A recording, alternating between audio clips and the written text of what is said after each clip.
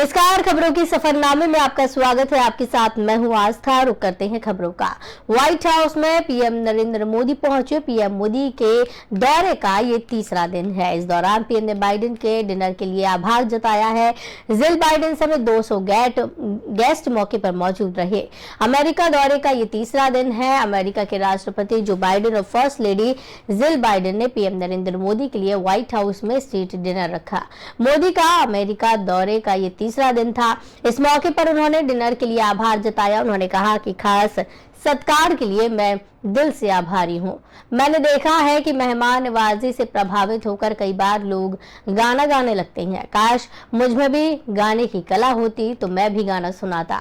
भारतीय मूल के लोग हर क्षेत्र में आगे बढ़ रहे हैं। धीरे धीरे दोनों देशों के लोग एक दूसरे को बेहतर समझ रहे हैं। मोदी और बाइडेन ने दोनों देशों की पार्टनरशिप, दोस्ती, दो महान देशों की विकास साझेदारी के लिए टोस्ट किया। मोदी ने इस दौरान जिंजर वाटर पिया, जिसमें फर्स्ट लेडी जिल बाइडेन समेत 200 गेस्ट मौजूद थे। साथ ही बाइडेन ने रविंद्रनाथ टैगोर की कविता where the mind is without fear के कुछ अंश सुनाए। उन्होंने कहा, यह भारत अमेरिका के संबंधों का नया दौर है। मैंने पीएम मोदी के साथ शानदार समय बिताया। हमें दोनों देशों के रिश्तों को और आगे लेकर जाना है। प्रधानमंत्री नरेंद्र मोदी इस दौरान अमेरिका के व्हाइट हाउस पहुंचे। व्हाइट हाउस में उनका जोरदार स्वागत किया गया। अमेरिका दौरे का उनका ये तीसरा दिन है। पीएम ने बाइडेन का डिनर के लिए आभार जताया है।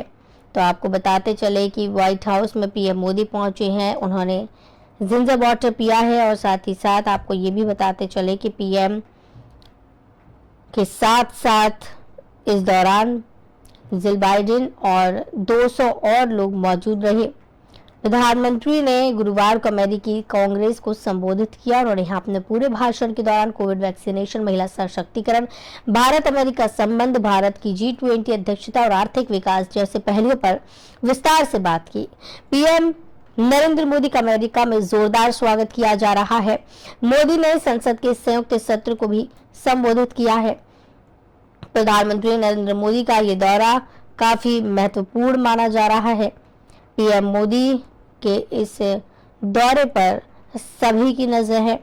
खास बात यह है कि प्रधानमंत्री नरेंद्र मोदी इस बार आपको बता दें कि स्टेट दौरे पर पहुंचे हैं और पीएम मोदी का ये दौरा बेहद ही महत्वपूर्ण माना जा रहा है। पीएम ने बाइडेन के डिनर के लिए आभार जताया है। वहीं आपको बताते चले प्रधानमंत्री नरेंद्र मोदी इस दौरान मौजूद रहे और संबोधित भी यहां पर किया है। उनका व्हाइट हाउस में जोरदार स्वागत किया गया। वहीं बीते दिन प्रधानमंत्री ने कई उपहार भी जो बाइडेन को दिए।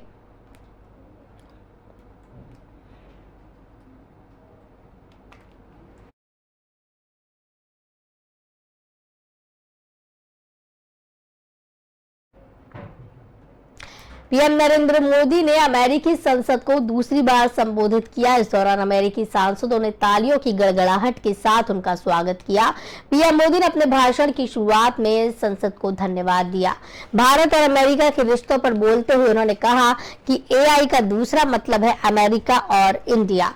पीएम मोदी ने कहा कि भारत और अमेरिका पर मार्टिन किंग लूथर और गांधी का प्रभाव है। पीएम मोदी ने कहा कि भारत लोकतंत्र की जननी है। हमारे यहाँ 2500 पार्टियां हैं। हमारी 22 ऑफिशियल भाषाएं हैं। हजारों बोलियां हैं। हर 100 मील पर खाने का तरीका बदल जाता है। भारत में विविधता जिंदगी जीने की प्राकृतिक तरीका है। भारत जल्द ही दुनिया की तीसरी सबसे बड़ी अर्थव्यवस्था बनेगा। तो बता दें कि पीएम नरेंद्र मोदी ने अमेरिकी संसद को संबोधित किया है और दूसरी बार उन्होंने अमेरिकी संसद को संबोधित किया है। AI का मतलब अमेरिका और इंडिया उन्होंने बताया है। प्रधानमंत्री नरेंद्र मोदी 21 जून 2023 से अमेरिका की अपनी पहली राजकीय यात्रा पर हैं। पीएम मोदी की अमेरिका की राजकीय यात्रा को दोनों देशों के बीच बढ़ती निकटता का संकेत माना जा रहा है। हालांकि पीएम मोदी कई बार आधिकारिक यात्रा और क्वाड नेताओं की बैठक जैसे बहुपक्षीय कार्यक्रमों में भाग लेने के लिए अमेरिका गए हैं। फिर उनकी ये पहली राजकीय यात्रा इतनी अहम क्यों मानी जा रही है? आदान प्रदान का सबसे बेहतरीन स्वरूप दोनों देशों के बीच राजकीय यात्रा माना जाता है। पीएम मोदी अपनी पहली राजकीय यात्रा पर अमेरिकी राष्ट्रपति जो बाइडेन के साथ डिनर करने के लिए पहुंचे थे और साथ ही साथ उन्होंने संसद को भी संबोधित किया। उन्होंने कहा कि भारत लोकतंत्र की जननी है।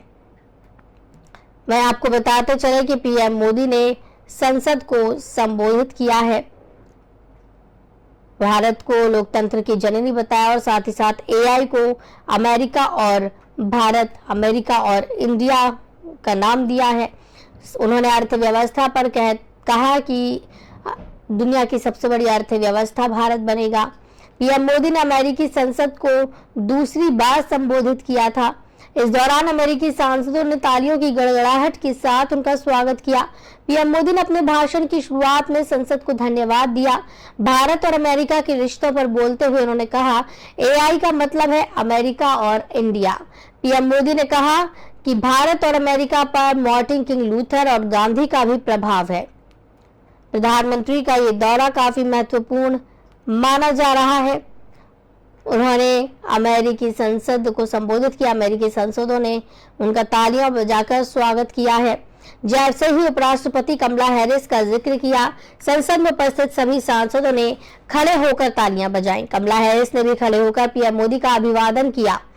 पीएम नरेंद्र मोदी ने अमेरिकी संसद को संबोधित करते हुए कमला हैरिस का जिक्र किया। पीएम मोदी ने कहा कि अमेरिका की बुनियाद लोगों के बीच समानता पर टिकी है। आपने दुनिया भर से यहाँ आए लोगों को अमेरिका में सपने में समान रूप से साझेदार बनाया। यहाँ पर लाखों लोग ऐसे हैं जिनकी जड़ें भारत से हैं। उनमें कुछ यहाँ गर्व के साथ संसद में बैठे हैं। इनमें से ही मेरे पीछे भी खड़ी है कमला हैरिस, जिन्होंने इतिहास रच दिया। मुझे बताया गया है कि समोसा कॉकस का जायका अब संसद में नजर आता है। मुझे उम्मीद है कि विविध भारतीय पकवान भी यहाँ पर नजर आएंगे। उन्होंने कहा कि इतिहास में देखें तो एक बात साफ है, लोकतंत्र ही वो जज्बा है जो समानता लाता है। लोकतंत्र ही चर्चा और विमर्श को बढ़ावा देता है। लोकतंत्र ही विचारों और अभिव्यक्ति को मौका देता है। भारत लोकतंत्र की जननी है।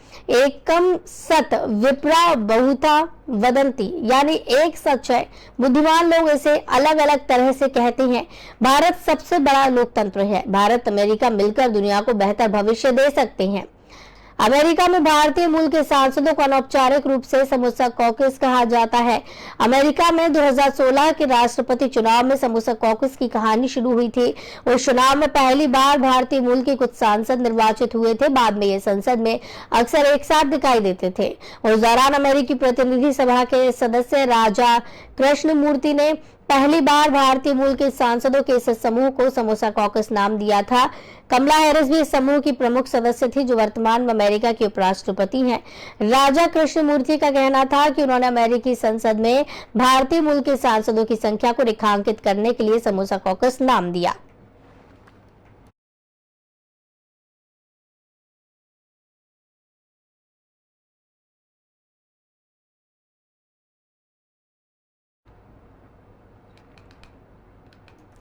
प्रधानमंत्री नरेंद्र मोदी ने अमेरिका के राष्ट्रपति जो बाइडेन से मुलाकात की है। इस दौरान राजकीय यात्रा पर गए पीएम मोदी का व्हाइट हाउस में जोरदार स्वागत हुआ। यहाँ बाइडेन के अलावा उपराष्ट्रपति कमला हैरिस, भारत के विदेश मंत्री एस जयशंकर समेत कई अधिकारी मौजूद थे।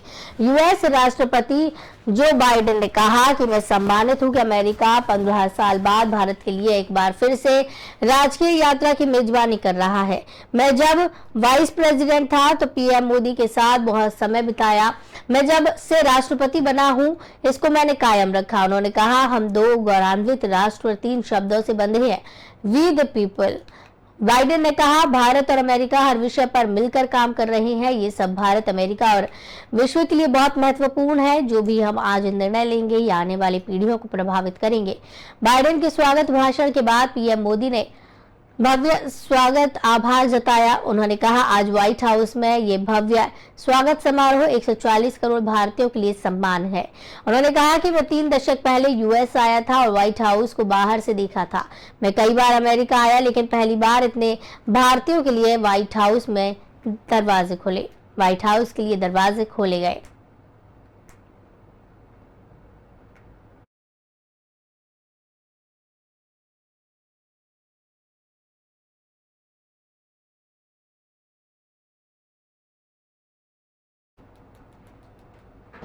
हाल ही में रिलीज हुई फिल्म आदि पुरुष ने पूरे बॉलीवुड इंडस्ट्री को मुसीबत में डाल दिया है।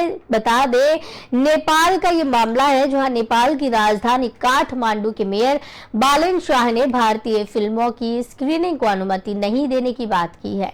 इससे पहले हाई कोर्ट ने हिंदी फिल्मों की स्क्रीनिंग की इजाजत दी थी, जिस पर नेपाल फिल्म यूनियन की एक याचिका का जवाब देते हुए पाटन हाई कोर्ट ने कहा कि सेंसर बोर्ड द्वारा पारित की गई किसी भी फिल्म का प्रदर्शन बंद ना करें।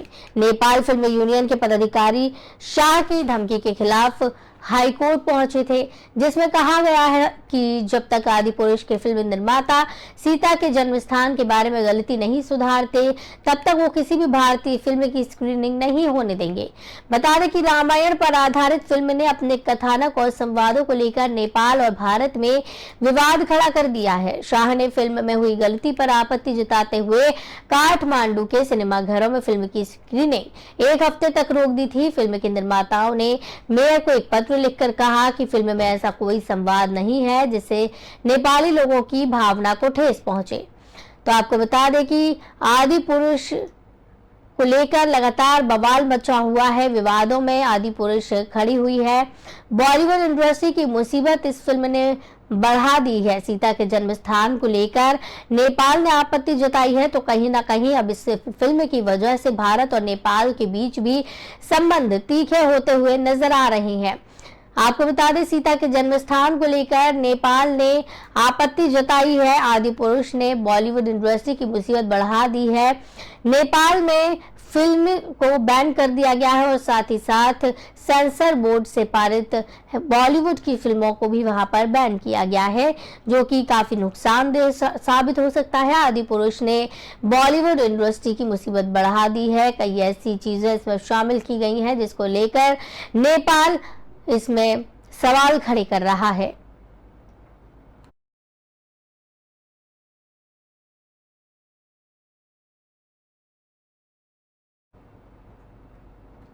चीन के उत्तर पश्चिमी निंगजिया क्षेत्र में बीते बुधवार की रात को एक बारबेक्यू रेस्टोरेंट में गैस विस्फोट हो गया है। आपको बता दें कि बारबेक्यू रेस्टोरेंट में ये जो विस्फोट हुआ है, इसमें 31 लोगों की मौत हो गई, जबकि 7 लोग घायल हैं, जिनमें से एक की हालत गंभीर बताई जा रही है। बारबेक्यू रेस्टोरेंट में विस्फोट लगभग 8:40 पर हुआ। उस वक्त रेस्टोरेंट के आसपास मौजूद लोग ड्रैगन बोट फेस्टिवल की तैयारी में जुटे थे। वहीं चीन के जिस क्षेत्र में विस्फोट हुआ, वहां बड़ी संख्या में मुस्लिम आबादी है। यह विस्फोट गुरुवार से शुरू हुआ। चीन के ड्रैगन बोट उत्सव की 2 दिवसीय छुट्टी के पूर्व संध्या पर हुआ।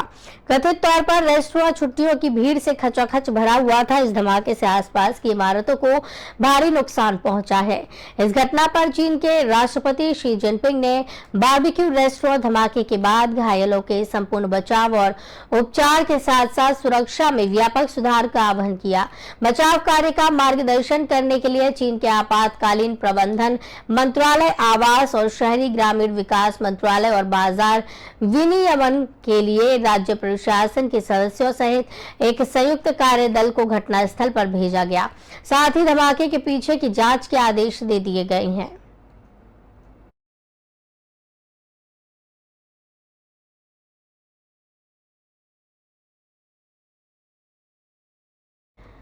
तो बता दें कि बारबेक्यू रेस्टोरेंट में भीषण विस्फोट हुआ है। ड्रैगन बोट उत्सव की पूरे संध्या पर यह हादसा हुआ है।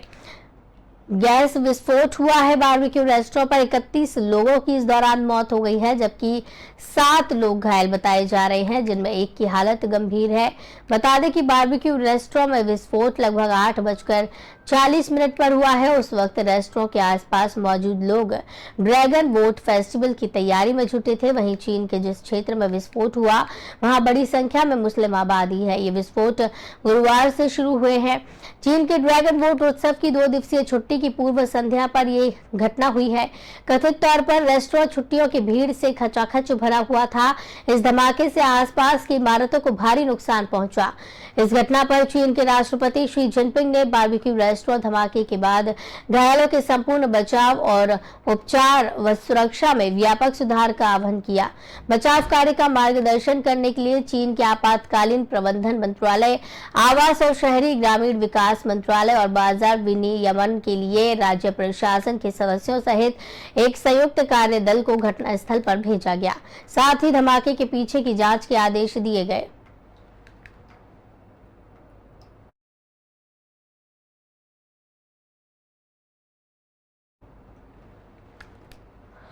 बहत्तर घंटे का संघर्ष विराम समाप्त होने के बाद राजधानी खार्तूम के विभिन्न इलाकों में सूडानी सशस्त्र बलों और रैपिड सपोर्ट फोर्स के बीच फिर से झड़पें हो गई हैं, जिसको लेकर वहां के स्थानीय लोगों ने बताया कि सूडानी सशस्त्र बलों के युद्ध विमानों ने खार्तूम के दक्षिणी इलाकों में उड़ान भरी और वहां एक प्रमुख RSF शिविर पर बमबारी की। युद्ध विमानों ने खार्तूम के उत्तर में बहरी शहर में रैपिड सपोर्ट फोर्स के ठिकानों पर भी हमला किया। वहीं राजधानी खार्तूम के पश्चिम में ओमडुरमैन शहर के उत्तर में भी हिंसक झड़पें हुई हैं, जबकि ओमडुरमैन के पश्चिम में SAF के इंजीनियर्स कोर बेस के पास विस्फोट की आवाज सुनी गई। बता दें कि बीते शनिवार को सऊदी अरब और अमेरिका ने एक संयुक्त बयान में घोषणा की थी कि SAF और RSF के प्रतिनिधि रविवार को स्थानीय समय के अनुसार 6 बजे सुबह शुरू होने वाले 72 घंटे के संघर्ष विराम पर सहमत हुए हैं। बयान में कहा गया कि पार्टियां इस बात पर सहमत है कि संघर्ष विराम के दौरान वे हमलों, सैन्य विमानों या ड्रोनों के इस्तेमाल, किसी भी तरह के हमलों से सैन्य लाभ की तलाश से परहेज करेंगे। राजधानी खार्तूम के आसपास कई जगहों पर बमबारी देखने को मिली। 72 घंटे के संघर्ष विराम के बाद फिर हिंसा शुरू हुई है। आपको बता दें कि संघर्ष लगातार चल रहा है। SSF ने RSF के ठिकानों पर हमला बोला है। राजधानी खार्तूम के आसपास कई जगह पर बमबारी हुई है। खार्तूम के विभिन्न इलाकों में सूडानी सशस्त्र बलों और रैपिड सपोर्ट फोर्स के बीच फिर से झड़पें हुई हैं, जिसको लेकर वहां के स्थानीय लोगों ने बताया है कि सूडानी सशस्त्र बलों के युद्ध विमानों ने खार्तूम के दक्षिणी इलाकों में उड़ान भरी और वहां एक प्रमुख RSF शिविर पर बमबारी की। युद्ध विमानों में खार्तूम के उत्तर में बहरी शहर में रैपिड सपोर्ट फोर्स के ठिकानों पर हमला हुआ। वहीं राजधानी खार्तूम के पश्चिम में ओमडुरमैन शहर के उत्तर में भी हिंसक झड़पें हुई, जबकि ओमडुरमैन के पश्चिम में SAF के इंजीनियर्स कोर बेस के पास विस्फोट की आवाज सुनी गई। आपको बता दें, बीते शनिवार को सऊदी अरब और अमेरिका ने एक संयुक्त बयान में घोषणा की थी कि SAF और RSF के प्रतिनिधि स्थानीय समय के अनुसार रविवार को सुबह 6 बजे से शुरू होने वाले 72 घंटे के संघर्ष विराम पर सहमत हुए हैं।